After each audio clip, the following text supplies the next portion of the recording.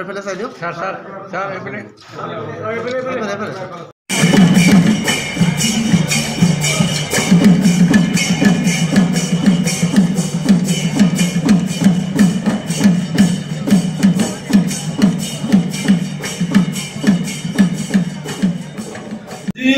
গোটেই পৃথিৱীৰ ভিতৰত আটাইতকৈ যিটো ডাঙৰ এক্সটৰ্চন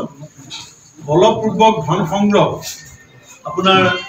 ইলেক্টৰেল বণ্ড স্কেম বুলি যিটো কোৱা হৈছে এই ইলেক্টৰেল বণ্ড স্কেমত আটাইতকৈ পৃথিৱীৰ ইতিহাসত যিধৰণে বিভিন্ন সন্ত্ৰাসবাদী সংগঠনে টকা সংগ্ৰহ কৰে যেনেকৈ বিজেপিয়ে ইলেক্টৰেল বণ্ড স্কেম কৰিছে পাকিস্তানৰ কোম্পানীৰ পৰা পইচা লৈছে জুৱাৰীবিলাকৰ পৰা পইচা লৈছে CBI ইনকাম টেক্স এনফৰ্চমেণ্ট ডাইৰেক্টৰে যিবিলাক কোম্পানীত ৰেড মাৰিছিলে সেই ৰেড কৰা কোম্পানীবিলাকৰ অধিক পইচা বিজেপিৰ ফাণ্ডত জমা হৈছে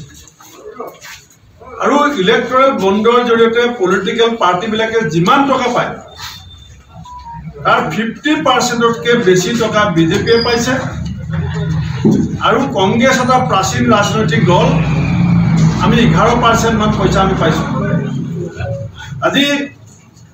ইলেক্টৰেল বণ্ড স্কেমটোক লৈ CBIৰ ওপৰত হেঁচা প্ৰয়োগ কৰি কি ধৰণে বিষয়টো গাপ দিবলৈ বিজেপিয়ে চেষ্টা কৰিছিলে সেইটো দেশৰ মানুহে জানে কিমান ওপৰত উৰাব কোন উৰাব সেইটো মূল কথা নহয় মূল্য বৃদ্ধিৰ যান্ত্ৰণাত ছটপটাই থকা মানুহখিনিয়ে কি কৰিছে OPS ওল্ড পেঞ্চন পলিচি বিচাৰি থকা মানুহখিনিয়ে কি ভাবিছে বিজেপি আহিলে বিদেশী যাব বুলি কোৱা প্ৰতিশ্ৰুতি সম্পৰ্কত অসমৰ ৰাইজে কি প্ৰত্যুত্তৰ দিলে আহোম চুতীয়া মটক মৰাণ কোচ ৰাজবংশী চাহ জনগোষ্ঠী জনজাতিকৰণৰ বিষয়টোত এইকেইটা জনগোষ্ঠীয়ে কি ভাবি আছে চাহ শ্ৰমিকৰ মজুৰি বৃদ্ধি সম্পৰ্কত কি হ'ব পতাকাটো উৰিব